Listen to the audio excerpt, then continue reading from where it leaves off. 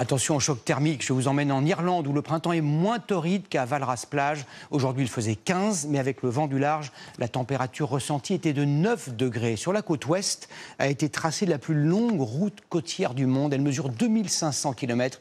Élise Stern et Loïsa Larvor ont enfilé leur pull et leur imperméable. Vous allez le voir, la météo est très très variable.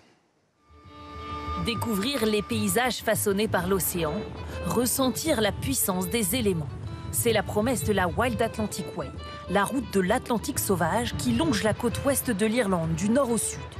Il faut parfois un peu de courage pour sortir de la voiture, mais la récompense est au rendez-vous pour ces vacanciers français. On a dû faire 5 km et on a mis 2 heures. Oui, parce qu'on s'arrête à chaque fois, c'est tellement beau qu'il m'a bien vendu, mais je ne suis pas déçue du tout. En cette saison, les touristes ont plus à craindre des averses que des bouchons. Même par la fenêtre, les points de vue sont immanquables. Avec ses 2600 km, la Wild Atlantic Way est la plus longue route côtière du monde. Elle offre une diversité de paysages et aussi, bien sûr, de météo. Inaugurée il y a un peu plus de 10 ans, elle est une destination touristique incontournable du pays qui profite à ceux installés sur le chemin, comme ce golfe du Kerry. La route de l'Atlantique sauvage est une opération marketing qui a très bien marché.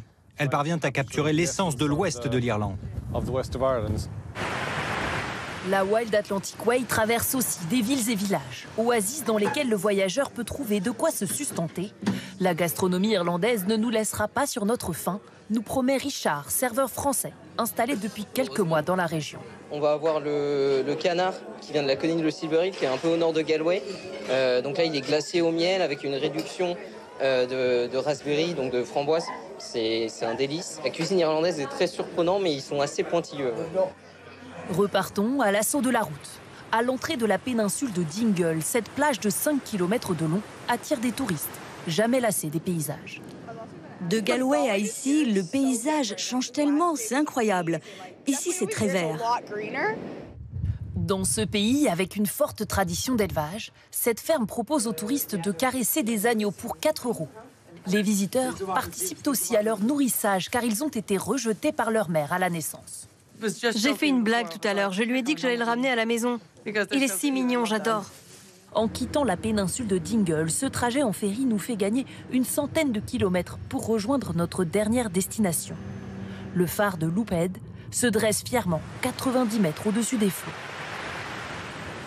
Jane nous emmène au sommet des 74 marches. Depuis 1991, les gardiens de phare n'ont plus besoin de braver les éléments. Tout est automatisé. Ce phare est en fonctionnement. Il est très utile d'ailleurs pour les bateaux et les pêcheurs qui sont dans les environs. La mémoire des gardiens est préservée grâce au tourisme. Leurs anciennes maisons servent aujourd'hui de gîte pour passer la nuit dans ce bout du monde.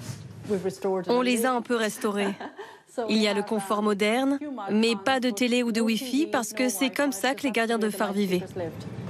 Là où nous a mené cette route, dans ce fin fond de l'ouest de l'Irlande, nous acceptons l'invitation à prendre le temps d'apprécier la nature et les couleurs changeantes d'un soleil couchant.